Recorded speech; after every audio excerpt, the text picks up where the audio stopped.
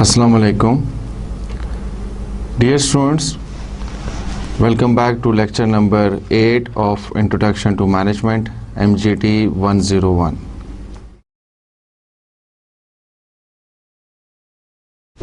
In lecture number 7, remember we discussed some of the topics from chapter number 3, which included the comparison between internal and external environment. We also discussed the characteristics of the external environment, and we discussed at length the difference between the general environment and the specific environment. Before we could start with today's lecture, I would like to go back and discuss briefly once again what are these environments. Remember, when we talk about any environment, now that environment is going to have internal environment components and external environment components. Remember, when we talk about internal environment, we mean that the environment which is inside the organization, and that environment consists of the employees, the managers, the workers, and you can say that it is overall the culture of the organization about which we are right now talking. So when we talk about internal environment, it's the organization culture, in fact, which is consisting of all employees, whether they are managers, workers, or any others. And when we talk about the external environment is the environment which is outside the boundary of the organization. And remember, we talked about two components: the specific components of the environment and the general components of the environment. These are both the components of the external environment. And then we discussed that when we talk about specific components, it means the components which have a direct effect on the organization, and such as it consists of, remember, suppliers, competitors, the advocacy groups, industrial regulations, and other components also. And when we talk about the general components of the external environment, it means that those components which have an effect, but these are indirect effects on the organization, and that consists of economic, political, legal, and we have other items like technological, socio-cultural. So all of these things are part of the general components of the external environment. So dear students, let's see what we are going to discuss in today's lecture. Today we are going to discuss the topics from chapter number 4. It's a new chapter, and in this chapter we will be discussing the topics which are the global marketplace, regional trade blocks, World Trade Organization, which is also known as WTO, and the types of international organizations. So this is our chapter number 4, and the name of the chapter is Managing in a Global Environment. You see, students, when we talk about business and business organization these days, now these organizations, when we are talking about as of now, are going global, meaning they don't have just a particular boundary, or they are not residing in just one country. They now have their businesses all around the world. So companies may have a head office in one country, but then they have expanded themselves in other borders, in other countries also. So हम ये कह सकते हैं कि एक अब जो environment है वो global है, global in a sense that कि एक कंपनी जो है उसका हेड ऑफिस किसी एक मुल्क में है, लेकिन उसकी डिफरेंट मैन्युफैक्चरिंग या सर्विस कंसर्न्स जो हैं, जो डिफरेंट फर्म्स हैं उसकी, उसी नाम से मुख्तलिफ मुल्कों में काम कर रही हैं. So now management is not about just managing one company in one country having different 4 or 5 offices. Now the new challenge is to manage a global organization, an organization which has its components, its subsidiaries, its sub offices, its sister concerns in different parts of the world. And it's a challenge. So in today's lecture we are starting with chapter number 4, which is managing in a global environment. That is, if we are in a global environment, so what are the challenges and what are the issues that we need to understand and we need to think about before we can actually start participating in these kinds of organizations. So the first topic is the global marketplace. You see, when we talk about global market or global marketplace, and I remember that I discussed with you in I think lecture number 4 or 5 that world is now a global village. World एक global village बन गया है. So पहले आपके पास जो आपके customer से, आपके competitors से, आपके suppliers से, वो locally आपके पास होते थे. So आप जब कोई product बनाते थे, so you always think कि हमने पाकिस्तान के अंदर या पाकिस्तान की बाउंड्री के अंदर या अपने करीब तरीन 1-2 मुल्कों के अंदर उस प्रोडक्ट को हमने सेल करना है. और अगर हमें रॉ मटेरियल की ज़रूरत है तो हम हमेशा अपने लोकल रिसोर्सेज को देखते थे और हमारी सोच यहीं तक महदूद थी. But now the world is now it's a global market place. How come?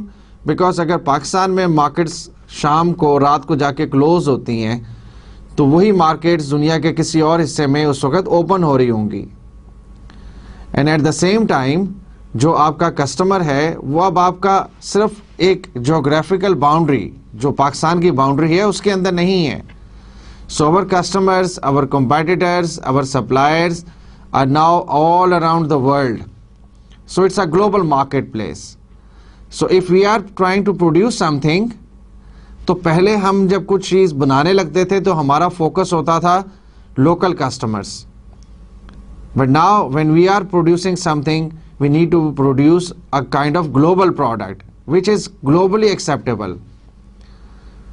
अब चैलेंजेस भी इसमें आ जाते हैं. वो चैलेंजेस क्या हैं कि आपको ऐसी प्रोडक्ट बनानी है कि जो हर किस्म के मुल्क के अंदर ईजिली सेल हो सके. यानी अगर किसी मुल्क के अंदर कोई रूल्स रेगुलेशंस हैं कि जी क्वालिटी ये होनी चाहिए और पैरामीटर्स ये होने चाहिए, तो फिर हम भी अपनी जो प्रोडक्ट बना रहे हैं उसको ऐसा ही बनाएं ताकि वो हर जगह पे सेल हो सके. सो ये चैलेंजेस हैं और इश्यूज हैं जो आहिस्ता आहिस्ता हम डिस्कस करेंगे. But the starting point is that the world is a global market place. It's a global market place now. It's not a local marketplace. So customers, competitors, suppliers now start thinking that they are coming to you from all part of the world, not just from your geographical boundary. So what are the opportunities and challenges when there is a global marketplace? So what are the opportunities and what could be the probable challenges? Now the first one is that coping with the sudden appearance of new competitors. You see, world is now opening up. Every country is opening up its trades with trade links and developing trade links, opening up its frontiers so that other companies can come in. So अब जब हम एक world global village की बात करते हैं और फिर हम आगे चल के WTO की भी बात करेंगे, वर्ल्ड ट्रेड ऑर्गेनाइजेशन की, कि जिसकी वजह से अब एक ऐसा बैरियर्स जो थे, अब एक वर्ड यूज़ होता है जिसको हम कहते हैं बैरियर.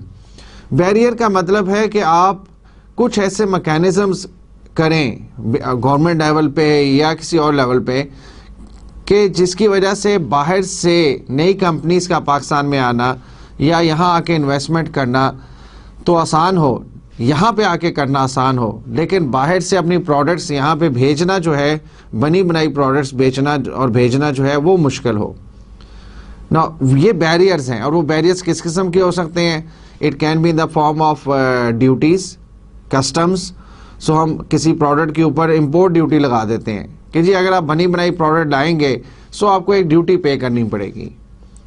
हाँ, उससे मिलती जुलती प्रोडक्ट अगर आप पाकिस्तान में बनाएंगे तो फिर ड्यूटी नहीं है आप पे, या अगर पाकिस्तानी प्रोडक्ट्स कोई बना रहा है यहाँ बैठे हुए तो उस पर ड्यूटी वो नहीं है, इंपोर्ट ड्यूटी तो फिर लाजमी उस पर नहीं है।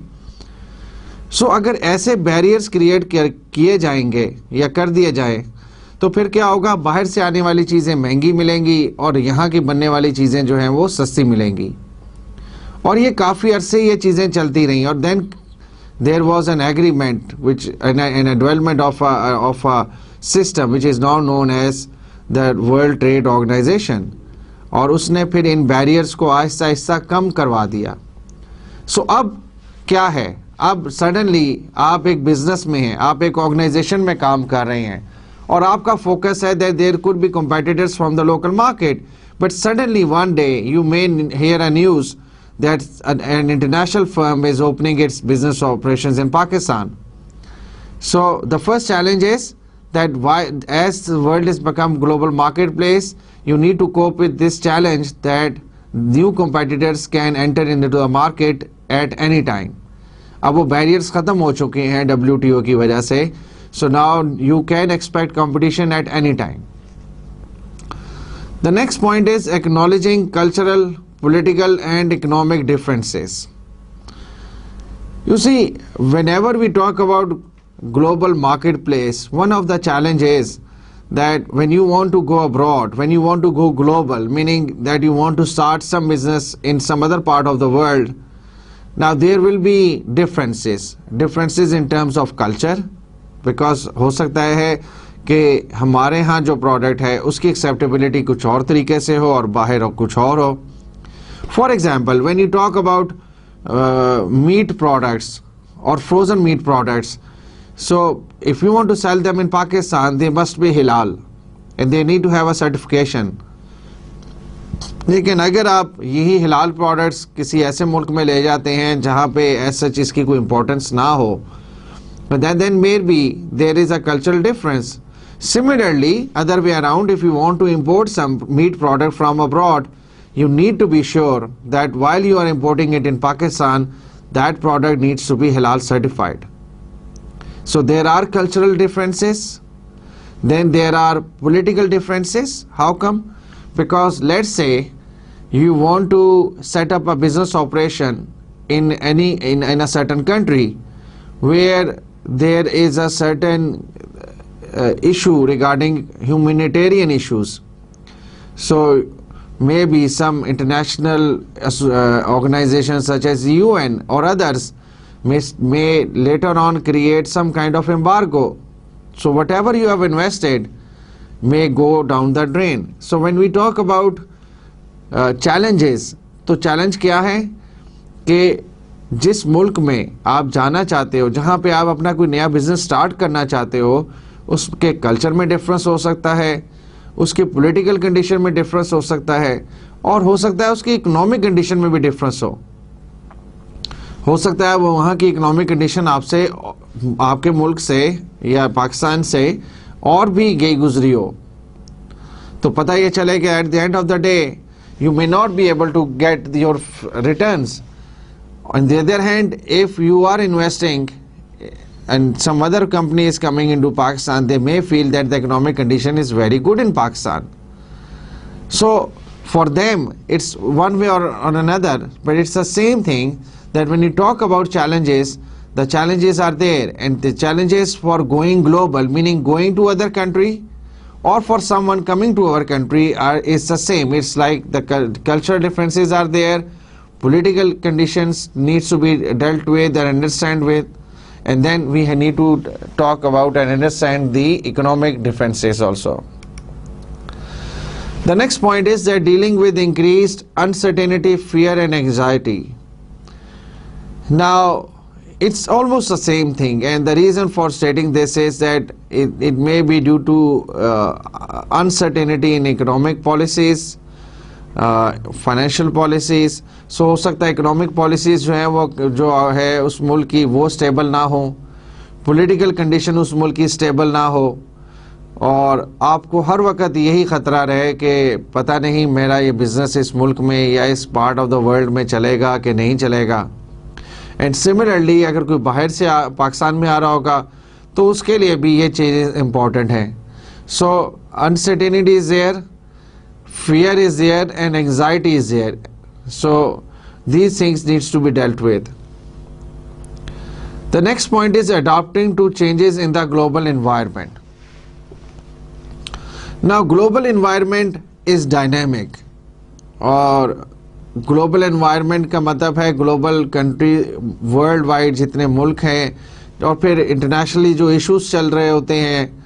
For example, war in Afghanistan, and there was a issue in Iraq. So all of these things are taking place. Now when we talk about these issues, now they are always keeping the global environment dynamic, ever changing. So we need to adapt to these changes. Now you can also look it from another perspective, that हम कोई अगर product बना रहे हैं और let's say later on पता ये चलता है कि इसमें जो केमिकल यूज़ हो रहा है वो कुछ कंट्रीज़ में जो है उसके अगेंस्ट जो है वो कोई प्रोटेक्शन है, यानी उसको यूज़ करने के लिए इजाज़त है, और कई मुल्कों में हो सकता है उसकी इजाज़त ना हो। सो लेटर ऑन आपके लिए एक प्रॉब्लम क्रिएट ना हो जाए। So you need to be ready, you need to be adaptive to the ever changing global environment. And then the very important point which is avoiding parochialism. Parochialism क्या है अभी हम थोड़ा सा इस पे देखते हैं, बट इसका दूसरा जो एक्सट्रीम है उसको हम कहते हैं यूनिवर्सलिज्म। parochialism का मतलब होता है to have a very narrow minded local focus, यानी आप जो भी चीज़ करोगे, जो भी प्रोडक्ट बनाओगे, जो भी डिसीजन लोगे, being a manager, you will always think in terms of local environment. So आप हमेशा यही सोचोगे कि जो जैसे हमारे यहाँ होता है, जैसे हमारे मुल्क में होता है, जैसी प्रोडक्ट हमारे मुल्क में पसंद की जाती है, और जो डिसीजन बीइंग अ लोकल मेरी कंट्री को या मेरे ऑर्गेनाइजेशन को बेस्ट सूट करेगा, that is the best one. So parochialism is having a very narrow minded approach and have a local approach rather. On the other extreme we have universalism. Universalism means to have a global approach rather than have a local approach. और global approach क्या है कि whenever you are designing something, whenever you are trying to reach to any decision, so you always think in terms of its global or acceptability, कि world wide इस decision को कैसे देखा जाएगा। World wide as a manager, as an organisation, हमारी organisation के इस decision को कैसे देखा जाएगा, या हमारी प्रोडक्ट की एक्सेप्टेबिलिटी वर्ल्ड वाइड क्या होगी, क्या ये ग्लोबल कस्टमर के टेस्ट के मुताबिक है कि नहीं है। So let's see what parochialism is all about and we should avoid it. The point is we should need to avoid it. Why? Because the world is a global market place and we need to think in terms of global products, global customers, global competitors and global suppliers. So we need to avoid it. We need to now go, it's time to go global. It's time to switch from very narrow minded local approach towards more wide open universal approach. So let's see what parochialism is all about. Is viewing the world solely through its own eyes and perspectives. You see, when manager becomes a narrow-minded, a very local focus approach, and thinks that whatever he or she believes is the best approach, we call this as parochialism. जब manager ये समझता है कि जो कुछ वो सोचता है या वो जैसे करता है या जैसे उसकी ऑर्गेनाइजेशन करती है या जैसे उसके मुल्क में या उसके इलाके में किया जाता है, that is the best approach, तो हम इसको कहते हैं parochialism. Because remember, one of the challenge in globalization is the cultural differences. So हो सकता है कि आपके कल्चर में वो चीज़ ऐसे ही की जाती हो, but in other culture it may be done in a different manner. So a product which is according to you is the right product may not be the right product according to some other's difference or definition. The next point is not recognized that others have different ways of living and working. It does not take in consideration. Parochialism is that we don't consider others' difference in terms of their living and working. So हमारे नज़दीक जैसे हम काम करते हैं, जैसे हमारी organisation में काम किया जाता है, जैसे बीइंग अ मैनेजर मैं ऑर्डर्स पास करता हूँ, they are the important way thing. So we don't consider the way the other organizations are doing their business. अब इसमें चैलेंज एक और भी है. Let's say when we say it's global, तो global में सिर्फ हम बिजनेस जो है वो कस्टमर से इंटरेक्ट नहीं कर रहा, बिजनेस अपने सप्लायर से इंटरेक्ट नहीं कर रहा, बिजनेस बिजनेस से भी इंटरेक्ट कर रहा है. सो अगर मैं किसी और बिजनेस के साथ कोई किसी किस्म का कोई अरेंजमेंट करता हूं, कोई कुछ कंपोनेंट्स उनसे खरीदता हूं, कुछ कंपोनेंट्स वो हमसे खरीदते हैं, हम मिलके एक प्रोडक्ट बनाते हैं, so that is also a kind of global way of doing business these days. But अगर मैं ये समझूं कि नहीं हमारी अप्रोच जो है parochialism की अप्रोच है, दैट मीन्स हम जो कहते हैं वो अगला माने, सो फिर ग्लोबल एनवायरनमेंट में सर्वाइवल जो है वो मुश्किल हो जाएगा. We need to have a win win situation. कुछ हमें थोड़ा सा अपने आप को भी parochialism से यूनिवर्सलिज्म की तरफ जाना पड़ेगा, और हो सकता है उनको भी किसी हद तक अपने कल्चर से निकल के ग्लोबल कल्चर की तरफ जाना पड़ेगा.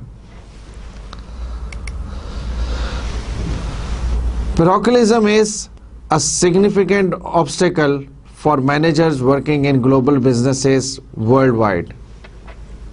So parochialism is an issue, is an obstacle, meaning कि ये एक रुकावट है, obstacle है.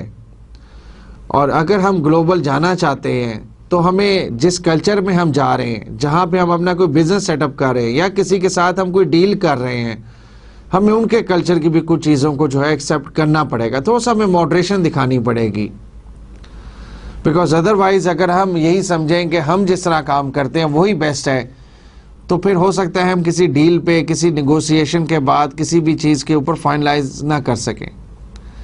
सो विन विन सिचुएशन जब हम वर्ड बोलते हैं तो इसका मतलब है कुछ हम भी जीत सकें, कुछ वो भी जीत सकें, और किसी भी चीज़ के लिए कुछ जीतने के लिए कुछ ना कुछ आपको जो है वो गिव अवे करना पड़ता है, to have a common level. So parochialism is an obstacle when we talk about businesses and business environments which are specifically global environments. Now parochialism is falling into the trap of ignoring others' values and customs. क्या trap है, क्या issue है कि हम ignore कर दें दूसरों के कस्टम्स को और वैल्यूज़ को. और मैंने कई एग्जांपल्स दी. फॉर एग्जांपल अगर कोई कंपनी जो है वो पाकिस्तान में मीट इंपोर्ट कर रही है तो it needs to be halal certified, because ये हमारे कस्टम्स और वैल्यूज़ के मुताबिक है. And rigidly applying an attitude of ours is better than theirs to foreign cultures. और अगर हम ये कहना शुरू हो जाएं कि जी हमारी प्रोडक्ट या हमारा कल्चर जो है वो दूसरों से बस बेस्ट है, अच्छी चीज़ है, मैं ये नहीं कह रहा कि it's a wrong thing, but when you talk about selling a product, आप प्रोडक्ट सेल कर रहे हो, आप अपनी एक ग्लोबल कस्टमर को जो है वो अपनी प्रोडक्ट जो है उसके मुतालिक अवेयरनेस दे रहे हो, उसको वो सेल करना चाह रहे हो, तो फिर उनके कल्चर की वैल्यूज़ को भी आपको अंडरस्टैंड करना पड़ेगा. Understanding is must. First you need to understand and then you need to think कि इसमें से कौन सी चीज़ें प्रैक्टिकली आप कर सकते हो. So if you start considering these things then you start shifting from parochialism towards universalism. और अगर आप ना अंडरस्टैंड करो ना ही कंसिडर करो कि जी ग्लोबली क्या कल्चर चेंजेस हैं, क्या कल्चर डिफरेंसेस हैं और अवर्स इज द बेस्ट, यही अप्रोच रखो, तो then we are having a parochialism situation.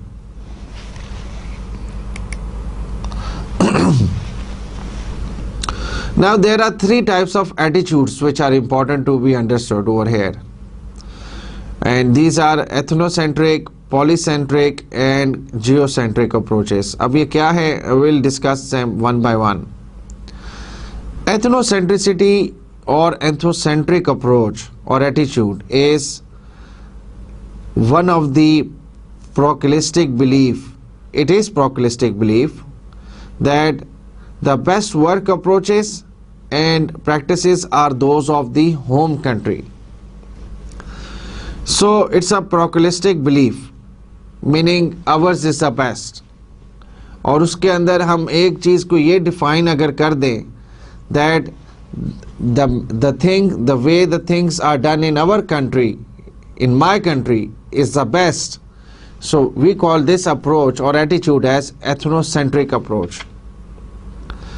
अब एथनोसेंट्रिक अप्रोच आपको कहाँ नज़र आती है और किस किस्म के इन्वायरमेंट्स में नज़र आती है? थोड़ा सा एक मुझे बात याद आई, मैं कहीं शायद इसी बुक के में ही देख रहा था. सो दे से कि व्हेन यू टॉक अबाउट प्रोक्लिज्म, और आप ये देखना चाहते हो कि ऐसे कौन से मुल्क हैं जहाँ प्रोक्लिज्म बहुत स्ट्रॉन्ग है. So these countries are most of those countries which are unilingual, यानी वहाँ पे एक ही ज़ुबान को एक्सेप्ट किया जाता है, दूसरी किसी ज़ुबान की इतनी एक्सेप्टेंस ना हो. So now let's think of the countries which can be there. For example, China. If you want to go to China and you want to start a business, you need to first learn some basic Chinese or Mandarin language. Japanese culture is the same one. अगर आप Japan में कोई business करना चाहते हैं और किसी के साथ कोऑर्डिनेट करना चाहते हैं, even though he or she will be knowing the English language, but they are not going to speak it with you because they believe our language is the best one. सो प्रोक्लिज्म का एक way of understanding ये है कि when you are able to identify cultures which are most of the time unilingual, तो फिर आप कह सकते हो कि इस कंट्री में प्रोक्लिज्म के चांसेस हैं कि हाई होगी. और जहां बाइलिंगुअल एनवायरनमेंट भी एक्सेप्टेबल हो और काफ़ी कॉमन हो, तो फिर कहा जा सकता है कि उस एनवायरनमेंट में यूनिवर्सलिज्म की एक्सेप्टेबिलिटी है, लोग उसको एक्सेप्ट कर रहे हैं और करते हैं.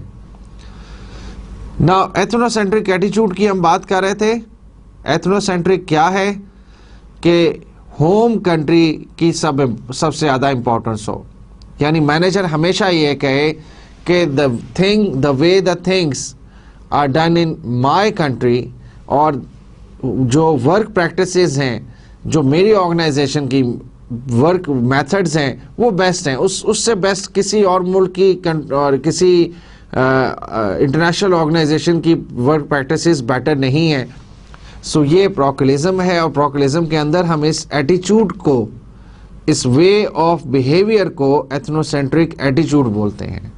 इट इज़ प्रोक्लिज्म, बट उसके अंदर हम एटीट्यूड की बात कर रहे हैं, बिहेवियर की बात कर रहे हैं.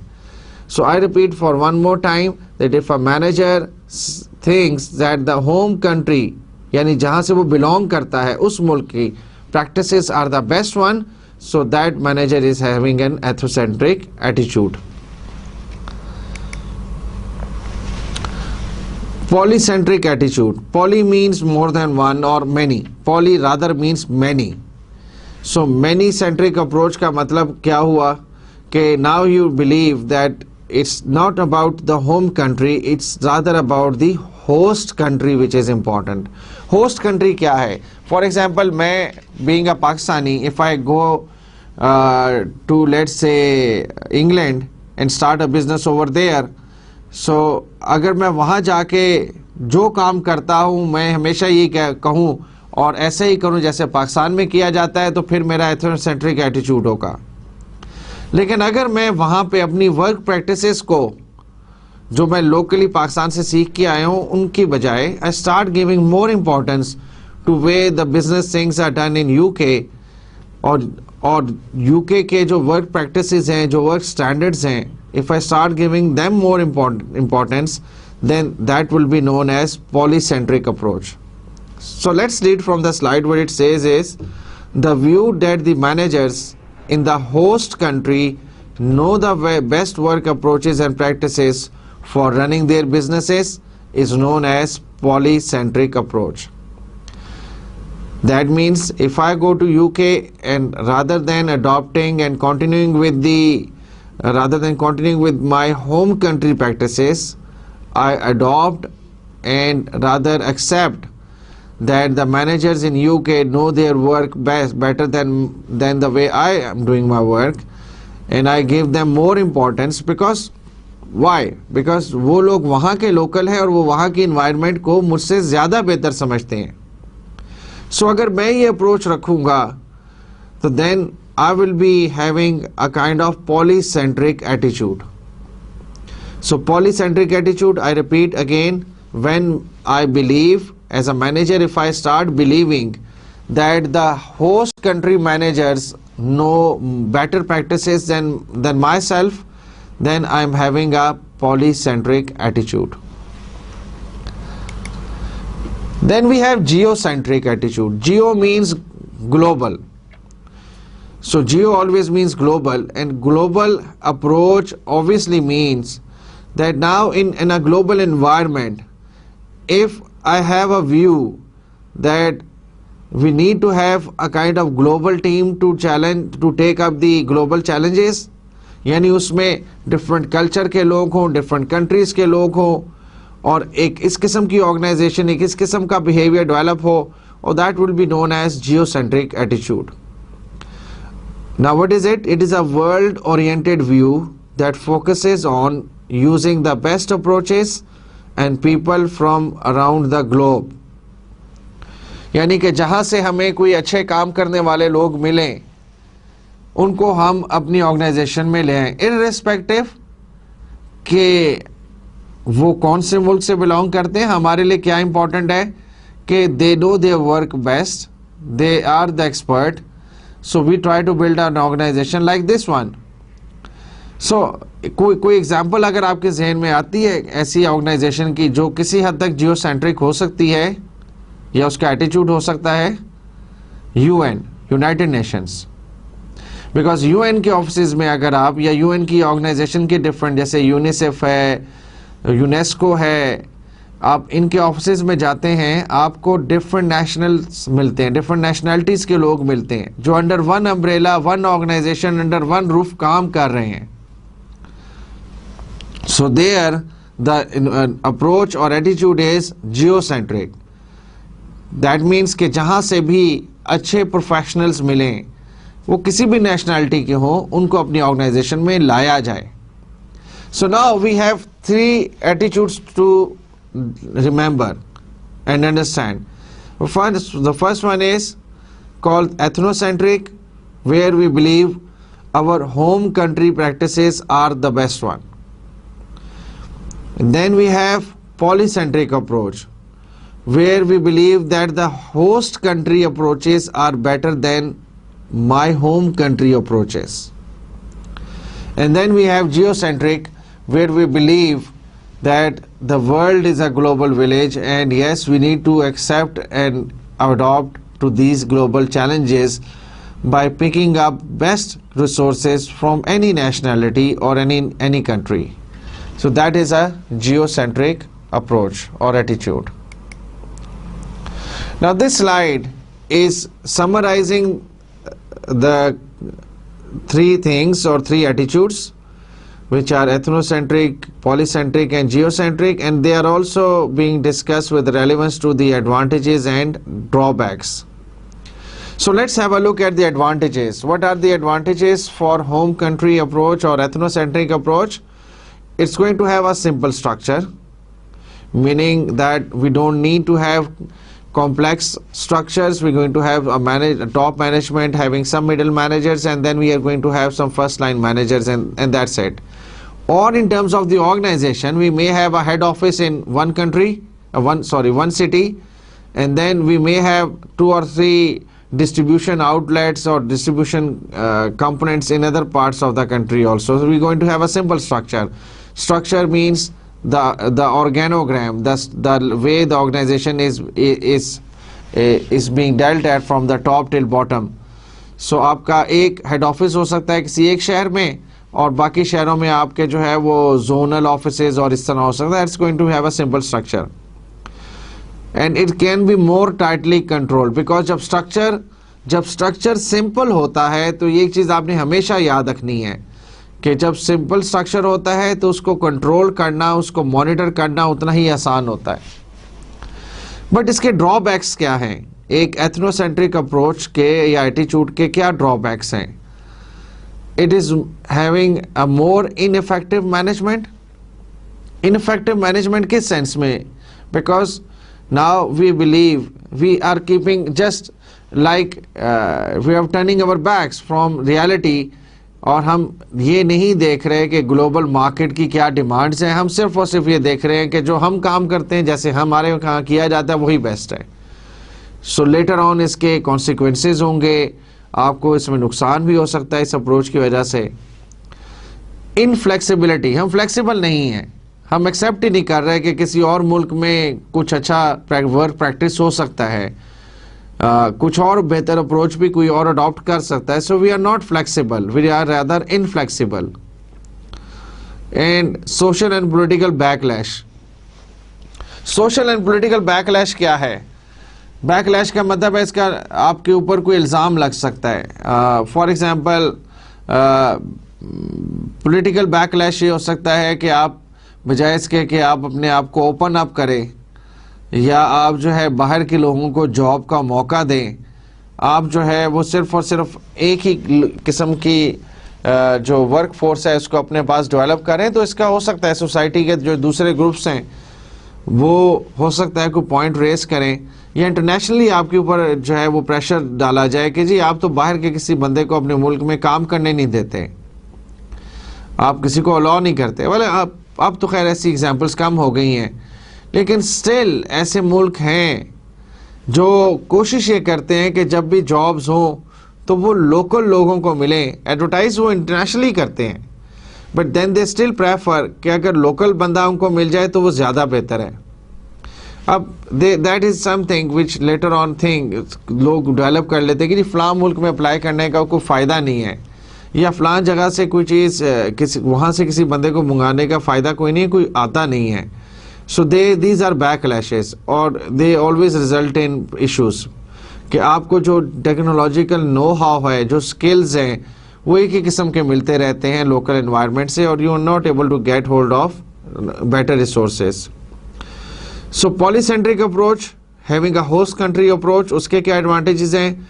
Extensive knowledge of foreign market and work place, you are going abroad, you are setting an operations in UK, तो you don't need the market place well. So हो सकता है आपको वो चीज़ सीखने में टाइम लगे, तो उस टाइम को बचाने के लिए you may hire some managers from that environment who know the market place better than you, उस इंटरनेशनल मार्केट को आपसे बेहतर समझते होंगे। More support from host government, it's a valid point, because जब आप ग्लोबल जाते हो, किसी दूसरे मुल्क में अपने ऑपरेशन स्टार्ट करते हो और आप होस्ट कंट्री के लोगों को इन्वॉल्व करते हो, तो फिर गवर्नमेंट भी आपको फैसिलिटेट करती है। वो किस लिए? बिकॉज जाहिर सी बात है, अगर आप लोगों को जॉब दे रहे हो और बाहर के लोगों के मुकाबले में आप लोकल लोगों के लिए एक जॉब अपॉर्चुनिटी क्रिएट कर रहे हो, तो फिर तो गवर्नमेंट जो है वो आपको फैसिलिटेट डेफिनेटली करेगी। Committed local managers with high moral. अब इट डिपेंड्स, मतलब mainly if you are going with a good brand name, आप किसी अच्छे ब्रांड को इंटरनेशनली लेके जाते हो, तो वहाँ के लोगों का भी फिर जो होता है वो ये एक्सपीरियंस करने का एक अपॉर्चुनिटी होता है। They want to work for international organization also, so it's a give and take situation. आप एक अच्छा बिजनेस बाहर लेके जाते हो, वो एक अच्छी वर्क फोर्स आपको मिल जाती है, so you try to establish an organization. But what could be the possible drawbacks? Drawbacks could be that there could be duplication of work. Duplication of work in what sense?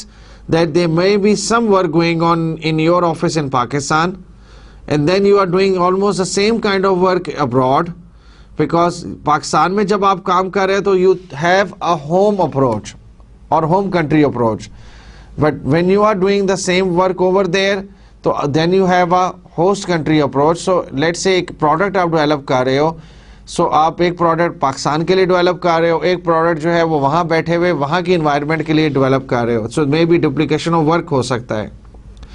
Reduce efficiency होगी, obviously जब duplication of work होगा तो efficiency बढ़ने की बजाय कम होगी। Difficult to maintain global objectives because of intense focus on local traditions. Again issue क्या आ जाएगा, when you have gone to UK to set up a business operation over there, आपने वहां के मैनेजर्स को ले लिया, अब वहां के मैनेजर्स का क्या इशू होगा कि वहां के मैनेजर्स का अपनी एनवायरनमेंट की तरफ लोकल फोकस होगा। आपका वहां पे होस्ट कंट्री अप्रोच है, लेकिन वहां के जो मैनेजर्स आपने लिए हैं उनका होम कंट्री अप्रोच होगा। किसी हद तक तो अच्छा है, हमने कहा है कि हमें प्रोडक्ट डेवलपमेंट में या मार्केट अंडरस्टैंडिंग के लिए वो चीज़ अच्छी है, लेकिन जो चीज़ें हम ड्रॉबैक्स के तौर पे एथनोसेंट्रिक अप्रोच में पढ़ चुके हैं वो फिर उन मैनेजर्स में आपको भी नजर आना शुरू हो जाएंगी। Then what is a geocentric approach and its advantages and drawbacks?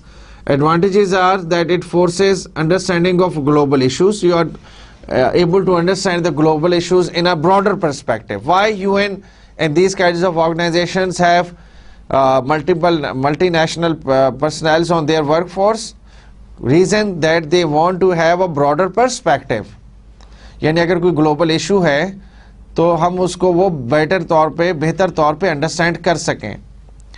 It needs to have a balanced local and global objectives, यानी बैलेंस क्रिएट किया जा सके कि हमारे लोकल ऑब्जेक्टिव्स क्या हैं और हमारे ग्लोबल ऑब्जेक्टिव्स क्या है।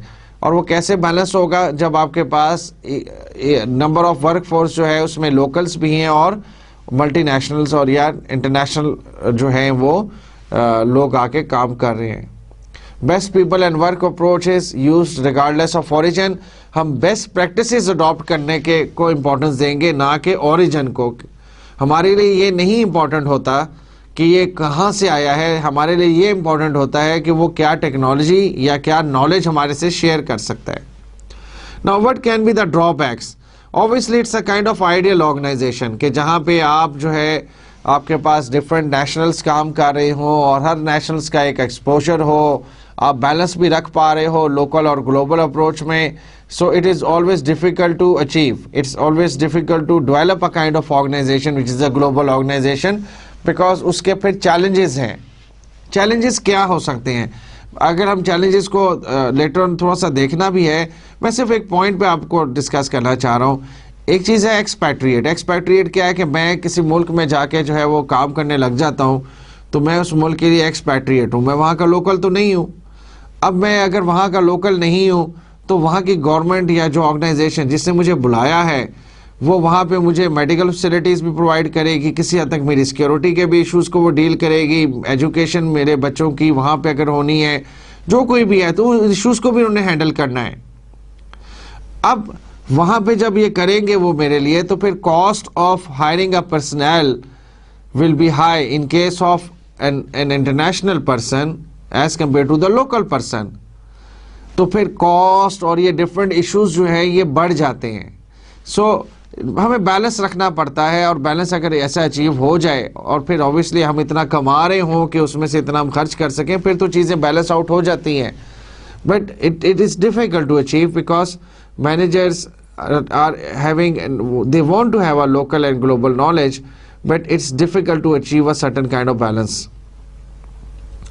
So managers, last point is a drawback being mentioned कि आजकल जो मैनेजर्स होने चाहिए वो उनके पास दोनों किस्म का नॉलेज होना चाहिए, लोकल भी और ग्लोबल भी।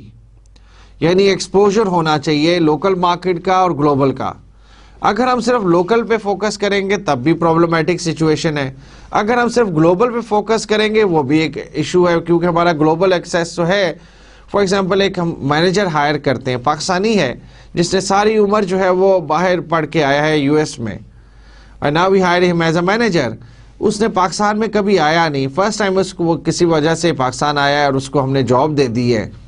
Now it will be difficult for him to understand the basic issues और basic problems, even cultural traditions का उसको understanding तो किसी हद तक हो सकता है, knowledge हो सकता है, लेकिन उसकी understanding और practicality समझने में भी उसको time लगेगा। So यही वो point है, it's a drawback because हमें managers ऐसे चाहिए कि जिनमें दोनों चीज़ें हों, local और global exposure दोनों होने चाहिए, और फिर ऐसे लोगों को ढूंढना issue है, difficult है। Now let's talk about the regional trade blocks. You see, when we talk about trade initially, तो trade used to be between the same country, और फिर एक ही कंट्री इनसाइड द कंट्री होती थी, और फिर जब ट्रेड डेवलप हुई तो ट्रेड का मेन मकसद जो था, जो डेवलप इश्यूज को हैंडल करना था, एंड दैट वाज कि हम किसको अपना प्रोडक्ट सेल करें और किसको ना करें. एंड देन लेटर ऑन ये प्रॉब्लम्स चलते रहे कि it was US against Japan और maybe Germany against other country, कि एक बना रहा है एक चीज़ और वो इतनी बना रहा है और ऐसे बना रहा है कि उसको पता है कि दूसरे मुल्क में सिमिलर प्रोडक्ट बनाई जा रही है, तो मुझे उसके साथ मुकाबला करना है. There was, so in short, trade in this era between 60s to 70s was a kind of competition.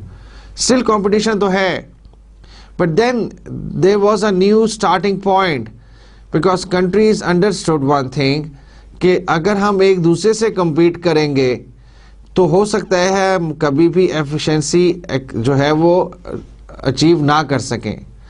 Remember, productivity is output divided by input. और अगर हम इनपुट्स जो है वो सस्ते हमें मिलना शुरू हो जाएं, अगर हमारे जो फैक्टर्स ऑफ प्रोडक्शन है वो हमें चीपर मिलना शुरू हो जाएं और हम उससे आउटपुट बना लें जिसको हम हो सकता है किसी और मुल्क में, तीसरे मुल्क में जाके महंगा बेच सकें, तो इसमें तो जो गेन है वो कई गुना मल्टीप्लाई हो जाता है, बढ़ जाता है. सो कंट्रीज ने डिफरेंट वर्ल्ड वाइड ये अंडरस्टूड किया कि it's not about competition, it's about collaboration.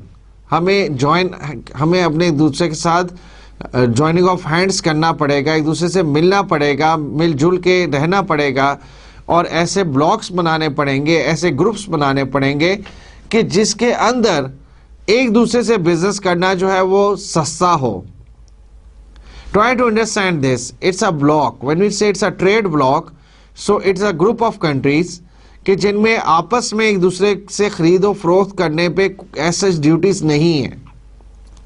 It's a kind of free trade inside those countries, यानी उसके ऊपर कोई ड्यूटी नहीं है, उसके ऊपर अगर ड्यूटीज है ये तो बहुत कम, बहुत ही ना होने के बराबर है, और वो एक दूसरे से अपने रिसोर्सेज शेयर कर रहे हैं. इफ एक कंट्री के पास कोई रिसोर्स अबंडेंस में है, so it's going to share it with the other country.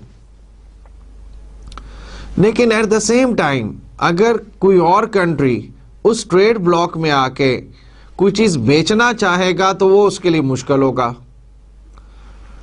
Because वो चूंकि मिलके इतना सस्ता बना पा रहे हैं, और तो बाहर से जो चीज़ प्रोडक्ट आएगी वो हमेशा वहाँ पे महंगी होगी. So because the main point, remember, trade blocks क्यों बनाए गए? Because they have understood that it is about collaboration, or collaboration for what reason? That they could exchange their resources, they can share their resources, and for what reason? Because they wanted to have better productivity from the rest of the world. और in trade blocks में मैं दोबारा repeat कर रहा हूँ कि वो लोग जो प्रोडक्ट बनाते हैं वो सस्ती बनती है, बिकॉज रिसोर्सेज शेयर हो रहे होते हैं, ड्यूटीज लो होती हैं. सो जो प्रोडक्ट वो मैन्युफैक्चर करते हैं ट्रेड ब्लॉक के अंदर रहते हुए वो चीपर प्रोड्यूस होती हैं. लेकिन अगर कोई और कंट्री उस ट्रेड ब्लॉक में अपनी प्रोडक्ट लेके जाएगा without the kind of resource sharing like this one, तो वो हमेशा महंगी होगी. और इट्स अ बेसिक फैक्ट कि हमेशा सस्ती चीज़ और बेटर क्वालिटी की चीज़ ज़्यादा बिकती है as compare to a costly product. So that was the main motivation behind these trading blocs, that they have understood that it is about collaboration rather than competition. Now the foremost important trade block that we can always think of and we can discuss is the European Union, also abbreviated as EU, European Union. Now initially the European Union was formed as a block of Western European countries, जिसमें UK, Germany, France, Spain और ये Italy, ये countries शामिल थे. But then later on this trading block has expanded and included some of the eastern European countries also. So उसके अंदर you can now see the names of Portugal, We have there are some other countries on nomination such as Slovakia and others. Even Turkey has also applied for membership, but it is on currently is on their nomination list or as an observant list. So when you talk about the European Union, what is the European Union all about? It is a unified economic and trade entity. Entity means group. It's a solid one group, one piece, and it is one group. And the main motivation behind forming this kind of group is to have a common economic and trading block or entity. देखिए इसमें difference है. When you compare European Union and we will be comparing it with the rest of the other trading blocks, so there is a major difference. और major difference क्या है कि others are trading blocks. They are there to sell the product, to share resources with each other at low barriers or low duties. So उनका जो main motivation है वो trading है, जबकि यूरोपियन यूनियन का जो मोटिवेशन है वो ट्रेडिंग के अलावा इकोनॉमिक एंटिटी बनाना भी है.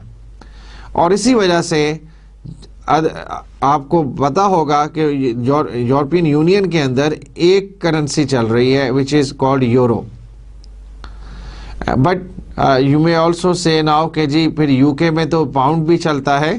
तो there are some issues which are still there, but other than UK बाकी पूरे यूरोपियन यूनियन की कंट्रीज में यूरो सोल करेंसी है और यूके के अंदर यूरो भी एक्सेप्टेबल है और पाउंड भी.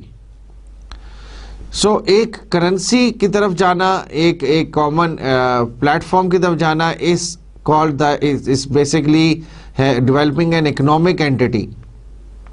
यानी उनकी इकोनॉमिक पॉलिसीज कॉमन होती हैं generally with slight modification. So common जो प्लेटफॉर्म है, कॉमन पॉलिसी सेम होती हैं, किसी हद तक उसको अचीव करने के मैकेनिज्म्स जो हैं वो डिफर कर सकते हैं. और ट्रेडिंग तो बेसिक मोटिवेशन है ही है. सो यूरोपियन यूनियन क्यों दूसरे ट्रेडिंग ब्लॉक से डिफरेंट है? Because it has a motivation of being an economic and trading entity, जो कि वो है. करेंसी भी कॉमन हो गई है और ट्रेडिंग पॉलिसीज भी कॉमन है, शेयरिंग ऑफ रिसोर्सेज भी है. सो इसमें कौन कौन सी कंट्रीज शामिल हैं? We have some of the Scandinavian countries there also. We have Eastern European countries, we have Western European countries such as Belgium, Denmark, France, Greece, Ireland, Italy, Luxembourg, Netherlands, Portugal, Spain, the United Kingdom, Germany, Austria, Finland and Sweden. And I'm also telling you at the same time that there are some other countries of Eastern Europe, and there's one country called Turkey which is also on the observant list. मतलब उन्होंने apply किया हुआ है but they have not still been accepted into the European Union. And they, as I've told you earlier, that it's an economic and monetary union also, and that is because they have a common currency called euro. Now another agreement of similar sort is called NAFTA, North America Free Trade Agreement, NAFTA, and it's basically consisting of the North American portion, which consists of Canada, USA, and that also includes Mexico, which I believe is also included in some of the other South American components also. But that agreement is between Mexico, which is towards northern side of the America. So we in North America we have US and Canada, and that trading entity which is called NAFTA, North America Free Trade Agreement, includes USA, Canada and Mexico. Now NAFTA wanted to achieve what? And it eliminated barriers to free trade, tariffs, import licensing requirement and customs user fees. So NAFTA basically allowed what? It for the very first time introduced a concept of free trade between these three countries. And the free trade was why? Because they wanted to eliminate barriers कि अगर Canada से या Mexico से कोई चीज़ बना के उधर जाएगी तो वो कॉस्टली नहीं बिके, बल्कि उसको फ्री ट्रेड मिले. रिमेंबर देयर इशू को थोड़ा सा अंडरस्टैंड करने की जरूरत है. Mexico is has a vast population and rather free, you can say that it has a more cheaper labor available. On the other hand, US is known for its automated or mechanized environment. It's the kind of factories are over there, so it's more of automated, which always are looking for labor. But issue क्या था कि labor is widely available in Mexico, but वहाँ पे machinery नहीं थी, तो workers हमेशा कोशिश में रहते, अभी भी चलता है. Mexicans always wanted to cross borders into the US and work over there. Canada is high in natural resources, so the kind of resource sharing, labor, mechanized environment and basic natural resources, so they exchange all of that. And then some of the US manufacturers set up their operations into Mexico और वहाँ manufacture करना शुरू कर दिया, वही पे rates देने शुरू कर दिए जो यूएस में वो देते हैं. सो वर्कर्स को अब वहाँ जाने के बजाय वहाँ जॉब्स मिलना शुरू हो गई. अब ब्रांड सिमिलर है, रिसोर्सेज कुछ रॉ मटेरियल वगैरह कनाडा से आ रहा है, कुछ यहाँ से वर्कफोर्स उधर जा रही है. सो it is kind of environment. और उससे उन्होंने क्या अचीव करने की कोशिश की, विच इज़ अ फ्री ट्रेड, कि एक विदाउट एनी बैरियर्स एक दूसरे के साथ रिसोर्स शेयरिंग हो सके, ट्रेडिंग हो सके. Now on the screen you can see the map, world map, which is basically showing you the European countries, and the countries in orange or rather brownish color are those which are part of the European Union. So we can see all that area which is in kind of brown is basically the countries which are currently part of the European Union. And then we have a certain portion in purple which can also show you the countries which had applied for membership, that include Turkey, Bulgaria, Romania, Croatia. So these 4 or 5 countries are there which are still have applied for the membership or European Union membership. Then we have other examples also. May not be able to discuss all of them at length, but I just want to give you a list of those. We have US Central America Free Trade Agreement, also called CEFTA. That is an agreement between US and some of the South American countries. Then we have a free trade area of the Americas.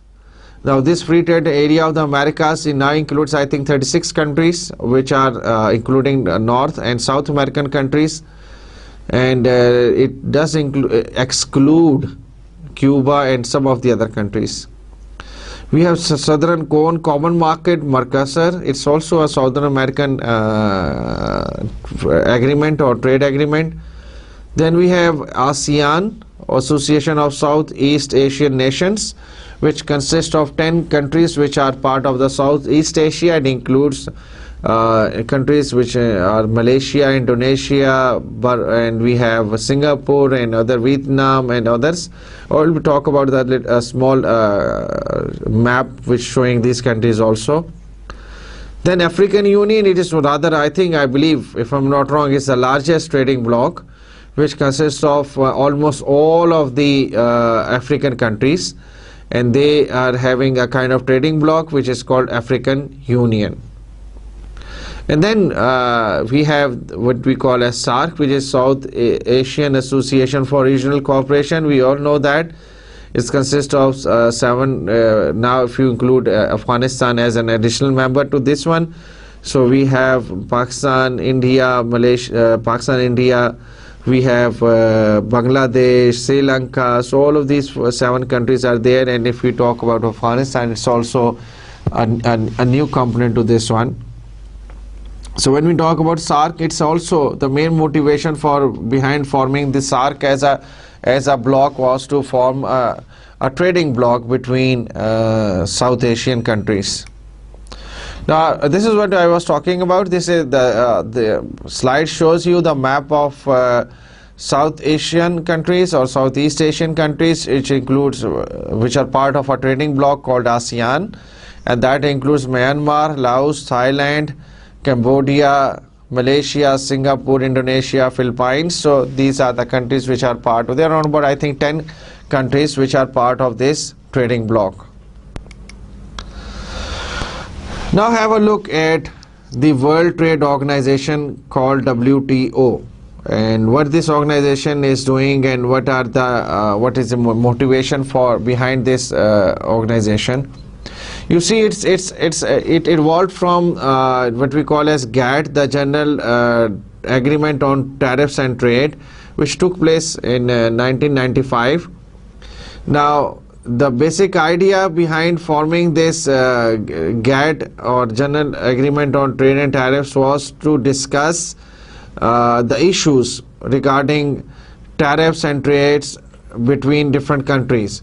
So if there is an issue regarding while selling a product from one country to another, and if there is a problem, so they can took it to one of the organization which was called GATT. So GATT was there to basically act as a moderator or as a problem solver or a negotiator when some problem regarding tariffs and trade evolves between one country or another. But then it has a very limited scope. It was always talking about tariffs and trade, and there were some very good things about this one, but then there was a need to come up with a kind of global organization which can propound or discuss, and which can advocate the idea of free trade among the countries. So WTO evolved, and it currently has 149 members and 32 are observers or governments. So the basic idea for forming WTO was to have a global organization which can deal with the rules of trades among all the nations. And main motivation was to develop a kind of environment where all of the member countries should have very low barriers for trade. Meaning कि उनके अगर आपस में वो लोग कोई product एक दूसरे को सेल करते हैं तो वो इतना लो ड्यूटीज होनी चाहिए, बैरियर्स होने चाहिए कि it's almost becomes free trade. यानी कि अगर आप किसी मुल्क में सेल करना चाहते हो तो आपको इशू ना हो. अब इंटरेस्टिंग चीज क्या है इसमें, यू सी, थोड़ी देर पहले हमने ट्रेडिंग ब्लॉक्स की बात की और अब हम WTO की बात कर रहे हैं. अब ये ना समझिएगा कि ट्रेडिंग ब्लॉक के जो मेंबर्स हैं वो इस WTO के मेंबर्स नहीं हैं, रादर ये ऑलमोस्ट सारे ही WTO के सिग्नेटरी हैं और मेंबर्स हैं. टू सम एक्सटेंट कुछ नहीं हैं, but majority are there. European Union की मेजर कंट्रीज WTO के सिग्नेटरी हैं. US खुद WTO के अंडर उसने साइन किया हुआ है. So it is a dual behavior being shown. Yani these countries are maintaining their trading blocks, and at the same time they are also managing a kind of environment where these countries are having a kind of situation where they are signatory of the WTO. So an environment is a kind of global approach, but it's also having a local approach at the same time. So these things are there. And the next point is that monitors and promotes world trade. I have already talked about it, that it's all about monitoring and promoting world trade, and especially the free trade.